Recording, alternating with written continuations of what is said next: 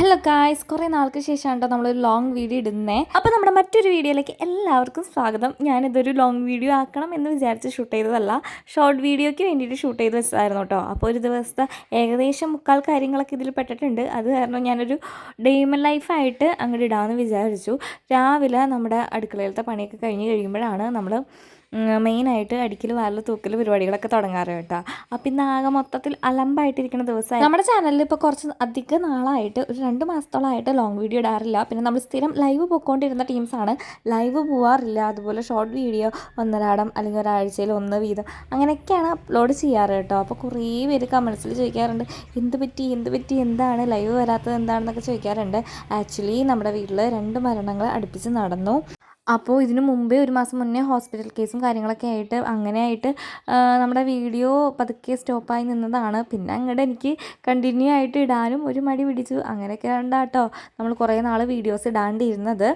അപ്പോൾ ഇനിയിപ്പോൾ പതിവ് പോലെ ലോങ് വീഡിയോയും ഷോർട്ട് വീഡിയോ ഒക്കെ ഇടണം എന്ന് ആഗ്രഹമുണ്ട്. അതുപോലെ സ്റ്റിച്ചിങ്ങും മുന്നോട്ട് കൊണ്ടുപോകണം എന്നൊക്കെ നല്ല ആഗ്രഹമുണ്ട്. നമ്മുടെ അല്ലൂസ് ഇപ്പോൾ വലിയ കുഴപ്പമില്ല കേട്ടോ. അവന് 2.5 വയസ്സൊക്കെ ആയല്ലോ. അത് കാരണം അവൻ നല്ല രീതിയിൽ സഹകരിക്കുന്നുണ്ട്.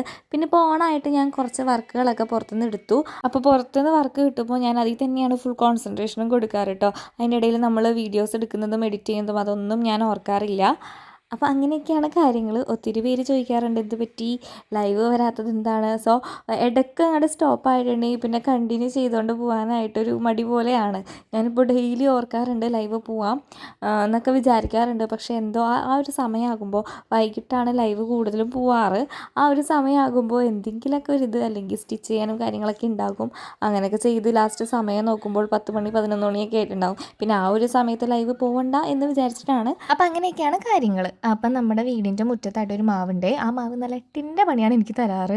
കാരണം നിറച്ചും ഇലയാണ്, കരിയിലയാണ്. അത് മൊത്തം അടിച്ച് വാരണം. ഇതൊക്കെ കൊഴിഞ്ഞ് കഴിയുമ്പോൾ ഇനി തളിയില വരും. അത് ഇതിനേക്കാളും പാടാണ് അടിച്ച് വാരി കളയാനായിട്ട്.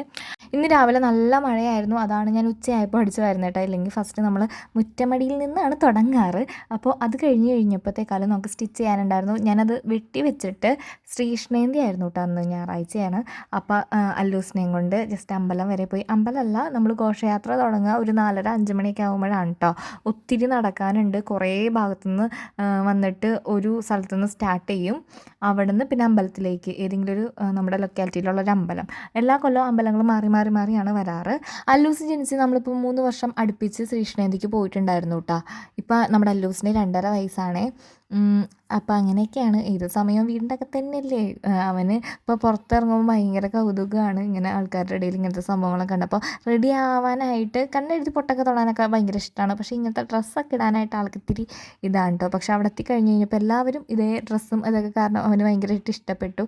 വീടെത്തിയപ്പോഴത്തേക്കാളും ശരിക്കും നന്നായിട്ട് ടയേർഡായിട്ടുണ്ടായിരുന്നു. പിന്നെ വേഗം ഇരുന്നിട്ട് നമ്മൾ കട്ട് ചെയ്ത് വെച്ച ആ ഒരു നെറ്റി ബിറ്റ് വെച്ചിട്ട് ഒരു ടോപ്പ് ചടേന്ന് സ്റ്റിച്ച് ചെയ്തു കേട്ടോ.